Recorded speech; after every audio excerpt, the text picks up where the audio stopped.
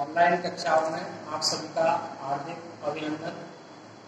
आज हम पढ़ेंगे कक्षा 8वीं विषय विज्ञान अध्याय 3 संश्लेषित रेशे और प्लास्टिक।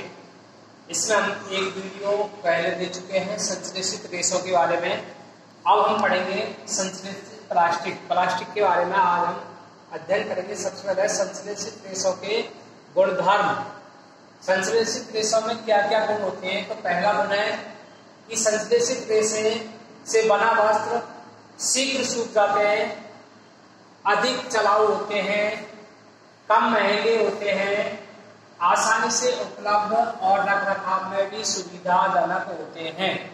ये इनके गुण हैं संश्लेषित रेशों के। अब हम पढ़ेंगे प्लास्टिक हमारे दैनिक जीवन में काम आने वाली वस्तुएं जैसे बाल्टी, दांत साफ करने के ब्रश, मसाले रखने के डिब्बे आदि वस्तुएं बनाने में प्लास्टिक का ही उपयोग होता है। प्लास्टिक की डेफिनेशन है कि छोटे कार्बनिक अणु मिलकर उच्च अणुभार वाली संरचनाएं बनाते हैं, उन्हें प्लास्टिक कहते हैं। प्लास्टिक भी एक प्रकार का संश्लेषित बहुलक होता है। इसके उदाहरण हैं प्लास्टिक के जो विभिन्न प्रकार के हम बनाते हैं वो जैसे बेकेलाइट, पॉलीथीन, टेफ्लॉन, पीवीसी आदि, ये इनके उदाहरण हैं।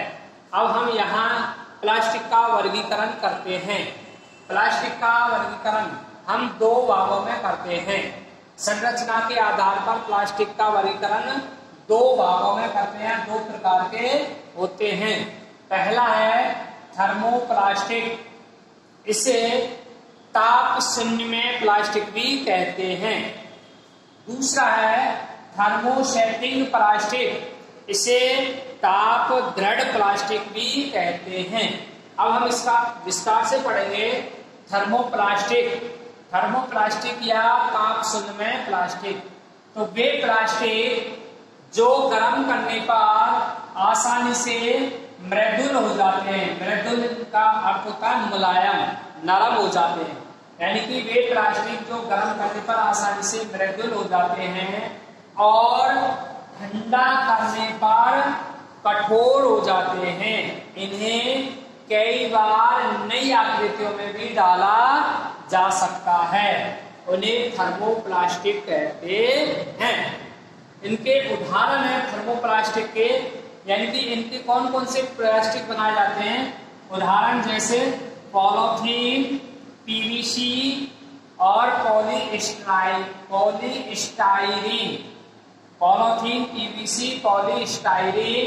पीवीसी का पूरा नाम है पॉलीविनाइल क्लोराइड। कई बार एग्जाम में पूछा जा सकता है कि पीवीसी का पूरा नाम बताइए, तो पीवीसी का पूरा नाम होता है पॉलीविनाइल क्लोराइड। अगला है थर्मोसेटिंग या ताप दृढ़ प्लास्टिक, ऐसे प्लास्टिक जो गर्म करने पर और अधिक कठोर हो जाते हैं। यानी कि जिनको हम गर्म करेंगे तो गर्म करने से वो पिघलते नहीं हैं, उल्टे और अधिक कठोर हो जाते हैं और पिघलते नहीं हैं। इन्हें किसी एक अन्य आकृति में ढाल देने के पश्चात पुनः किसी अन्य आकृति में नहीं डाला जा सकता है। ऐसे प्लास्टिक को थर्मोसेटिंग या ताप दृढ़ प्लास्टिक कहते हैं। अब इनके उदाहरण हैं बेकेलाइट, मेलामाइन, ये इनके उदाहरण हैं। बेकेलाइट का जो हम उपयोग करते हैं वह है बिजली के स्विच बनाने के लिए। बिजली के स्विच, बर्तनों के हत्थे और गाड़ियों की जो बैटरी बनाते हैं उनमें बनाने में किया जाता है बेकेलाइट का उपयोग। अगला है प्लास्टिक के विशिष्ट गुणधर्म, यानी कि प्लास्टिक के अंतर्गत क्या क्या गुण होते हैं, तो हम उनके गुणों के बारे में पढ़ेंगे। सबसे पहला प्लास्टिक विद्युत एवं ऊष्मा का कुचालक होते हैं। प्लास्टिक है जो विद्युत एवं ऊष्मा का कुचालक होते हैं। ये अभिक्रियाशील होते हैं, यानी कि जल वायु से कोई अभिक्रिया नहीं करते हैं। अत्यधिक ताप को सहने की क्षमता भी होती है और हल्का होते हैं, वजन में हल्के होते हैं। यह धातुओं की तुलना में अधिक सस्ते भी होते हैं। अतः प्लास्टिक का उपयोग दिन प्रतिदिन बढ़ता जा रहा है। अब है प्लास्टिक के अनुप्रयोग, यानी कि प्लास्टिक का हम किन किन क्षेत्रों में हम प्रयोग करते हैं। सबसे पहला है बिजली के जो तार होते हैं, बिजली के वायर, उन पर प्लास्टिक का आवरण लगाकर उन्हें विद्युत रोधी बनाने में किया जाता है, क्योंकि प्लास्टिक एक कुचालक पदार्थ होता है। दूसरा है इसका उपयोग खाद्य पदार्थों में, यानी खाना बनाने के जो पात्र होते हैं, जैसे प्रेशर कुकर, फ्राई पैन तथा विद्युत उपकरण जैसे विद्युत इस्त्री, विद्युत केतली के हत्थे बैक्टीरियाइड प्लास्टिक के बने होते हैं। अगला उसका उपयोग है घर एवं दुकानों में या घर एवं दुकान में विभिन्न प्रकार के रसायन, अचार, मसाले, तेल के जरीके के संग्रह करने के लिए पात्र बनाए जाते हैं। अगला है कृषि के क्षेत्र में भी प्लास्टिक का बहुत उपयोग होता है।